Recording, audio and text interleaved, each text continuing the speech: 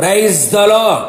సకల ఆశీర్వచన స్తోత్రములకు మించిన ఘనమైన యేసయ్య నామమున మీరు అన్ని విషయములలో దీవెనకరముగా ఉందురుగాక. ఈ దినపు యేసయ్య జీవపు మాట లేవియా కాండం 25వ అధ్యాయం 21వ వాక్యభాగం. నా దీవెన మీకు కలుగునట్లు ఆజ్ఞాపించెదను.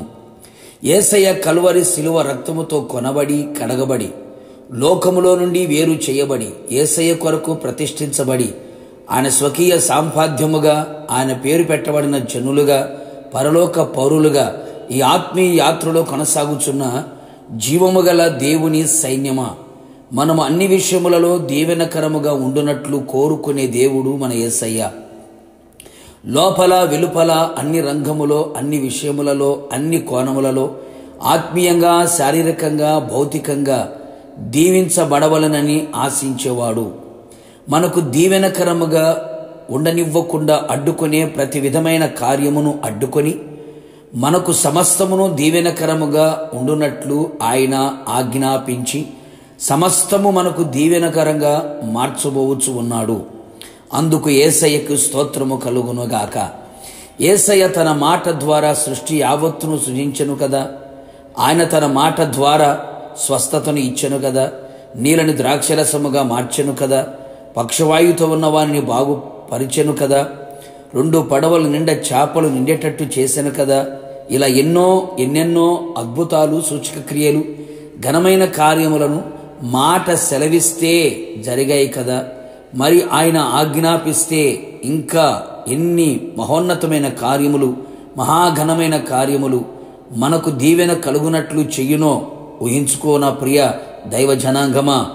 యేసయ్యకే మహిమ చెల్లునుగాక. మీకు కరువు రానివ్వక ధాన్యమునకు ఆజ్ఞ ఇచ్చి అభివృద్ధి పరుతును అని వాగ్దానం ఇచ్చిన కదా.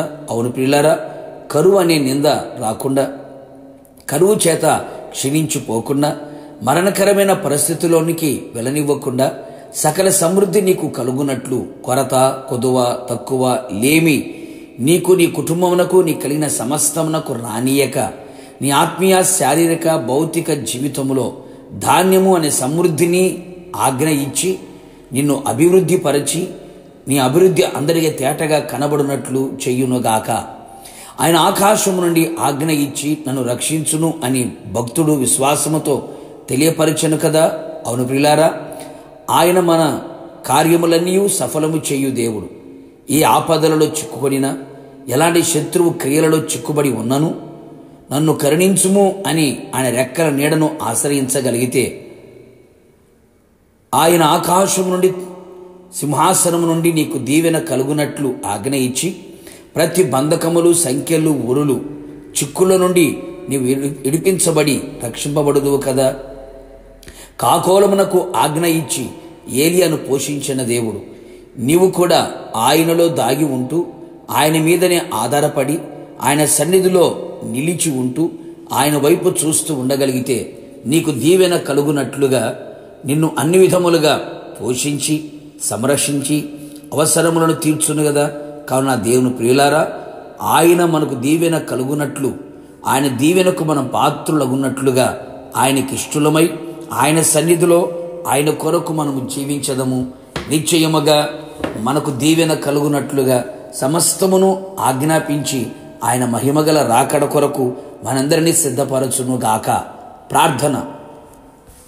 కృపగలిగిన మా తండ్రిని పరిశుద్ధమైన పాదములకి స్తోత్రములు. గత కాలమంతయు మీ కృపలో మమ్మల్ని దాచి భద్రముగా సురక్షితముగా క్షేమముగా నెమ్మదిగా మమ్మల్ని బ్రతుకున్నట్లుగా మీరు చేసినందుకే స్తోత్రాలు. ఆత్మ ప్రాణ శరీరములకి చాలిన దేవుడుగా మీరు ఉన్నందుకే మీకు స్తోత్రము నాయన. మాకు దీవెన కలుగునట్లుగా సమస్తమును మీరు ఆజ్ఞాపించబోతూ ఉన్నందుకై మిమ్మల్ని స్తుతించుచు ఉన్నాం. మీ దీవెనకు పాత్రులమై మీ రాకడ కొరకు మేము సిద్ధపడి మిమ్మల్ని ఎదుర్కొనున్నట్లుగా అట్టి దీవెన ఇహమందు పరమందు మాకు దయచేసి మీ నామమునకు మహిమ తెచ్చుకోమని మమ్మల్ని తగ్గించుకుంటూ మీ దీవెనకు పాత్రులుగా చేసినందుకు మిమ్మల్ని స్తుతించుకుంటూ యేసు నామములో అడిగి పొందుకొని ఉన్నాము తండ్రి, ఆమెన్. నిశ్చయముగా మీరు మీ కుటుంబ సభ్యులందరూ ఆయన దీవెనకు పాత్రులుగా మార్చబడుదురుగాక. God bless you.